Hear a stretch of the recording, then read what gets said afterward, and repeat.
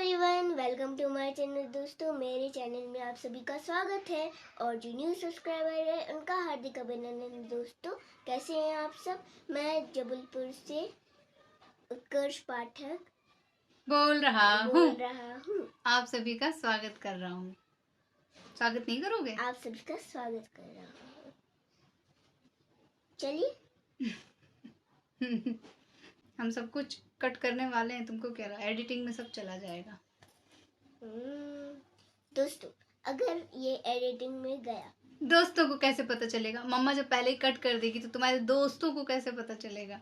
सब कट, सब cut, no cut. मेरा चैनल है। आजकल जो है उत्कर्ष को बड़ा शौक होता है ब्लॉग स्टार्ट करने का, तो मैं भूल ही जाती हूँ। मेरा एकदम एक फ्लो होता है ना, उस फ्लो में मैं ब्लॉग शुरू करती हूँ तो अच्छा रहता है। खैर चलो दोस्तों, मेरे जो करवा चौथ वाला मैंने ब्लॉग डाला था जिसमें मैंने पूजा वगैरह तो कुछ आप लोगों के साथ शेयर नहीं की थी, लेकिन उसमें कई सारे ऐसे कमेंट्स आए थे कि अंकिता जी, हमने तो एक्सपेक्ट किया था कि आप बहुत ज़्यादा अच्छे तरीके से तैयार होगे, साड़ी वाड़ी पहनोगे और तरह तरह की चीज़ें।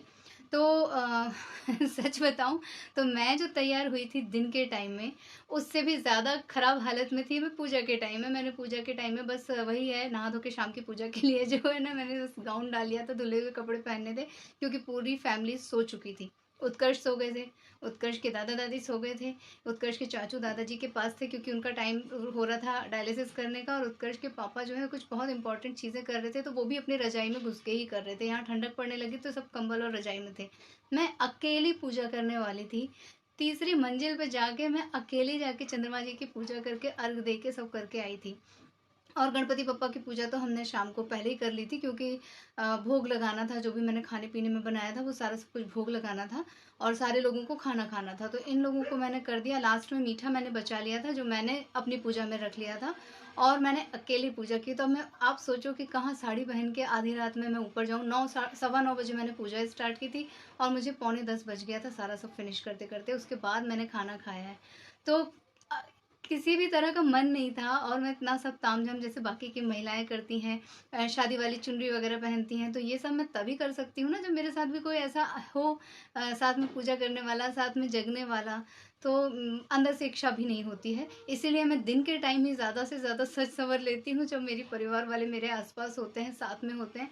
अदरवाइज़ तो मुझे मालूम है कि मुझे सब अकेले ही करना पड़ता है। तीज वाले दिन भी आप लोगों ने देखा था कि मैं अकेले ही सब कुछ कर रही थी, लेकिन उसमें रात्रि जागरण करना होता है तो फिर चलो हो गया, किसी तरह सारी चीज़ें हो गई उसमें। लेकिन इसमें रात्रि जागरण का कुछ नहीं था। अगले दिन इन लोगों को स्कूल भागना था, वहीं मुझे सुबह 4 बजे, सवा 4 बजे उठ जाना होता है। तो ये सारे तामझाम में कोई भी चीज़ पहनो, ओढ़ो, सजो सवरो, वो भी भूत जैसे अकेले, और उसके बाद आके सब चीज़ें आप उतारो, तब कहीं जाके सो। मतलब सोते सोते आपको 12 साढ़े 12 बज जाएगा, तो क्या ही आप किस मन से उठोगे। और व्रत रहता है वैसे भी, तो वैसे ही चेहरा कुम्हला जाता है।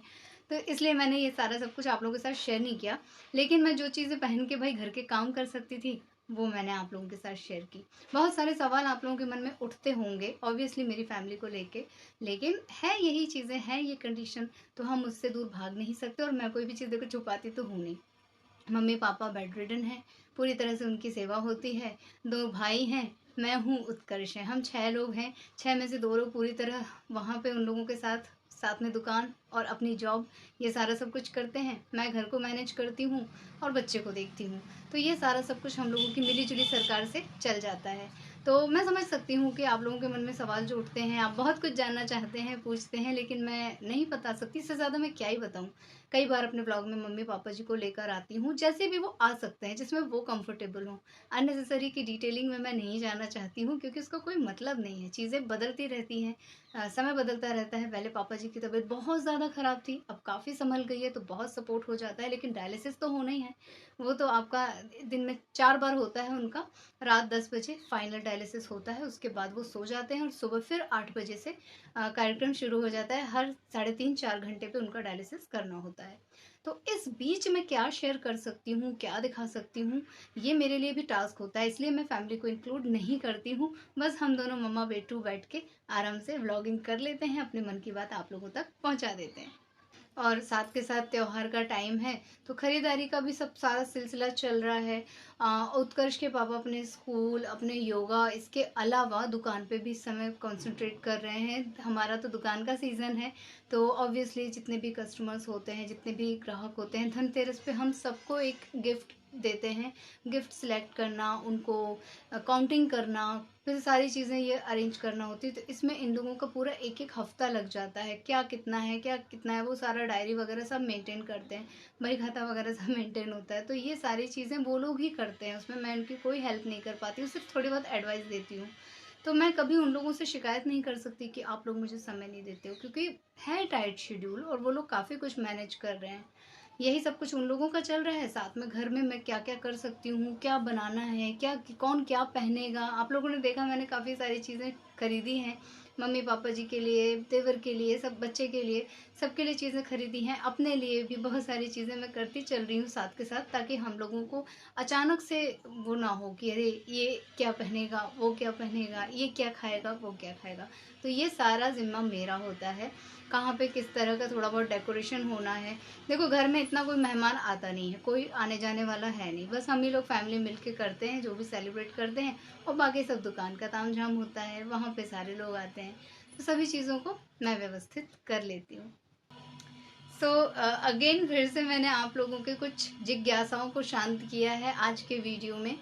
मैं भी जब कमेंट पढ़ती हूँ तो मुझे लगता है कि हाँ, मैं भी जब किसी का व्लॉग देखती हूँ तो ऑब्वियसली मेरे मन में भी 4 सवाल आते हैं, और मन करता है कि सामने वाला इंसान मेरे सामने ही बैठा और वो फट से मेरे सवालों का जवाब मुझे दे दे।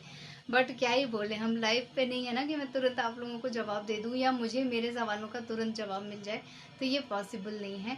और मुझे एक कंप्लेंट और मिली है, बहुत तगड़ी कंप्लेंट मिली है कि अंकिता जी, आप तो बोल देते हो कि इंस्टाग्राम पे आपको करो, बट आप इंस्टाग्राम पे ना तो कॉल उठाते हो और ना ही आप मैसेज का रिप्लाई करते हो। तो ये बात भी हकीकत है कि इधर भी इतनी व्यस्तता है कि इंस्टाग्राम वगैरह देखने का तो टाइम ही नहीं। फेसबुक कहाँ है, इंस्टाग्राम कहाँ है, मैं तो बिल्कुल भी वहाँ पे जा ही नहीं पा रही हूँ।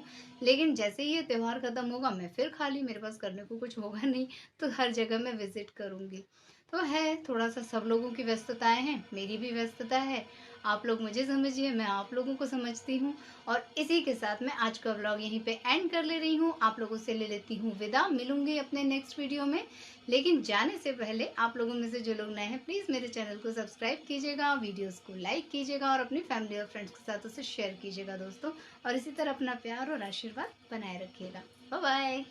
Bye bye and thank you for watching. तुम आए तो आया मुझे यार, गली में आज चांद निकला, जाने कितने दिनों के बाद गली में आज चांद निकला, जाने कितने दिनों के बाद गली में आज चांद निकला,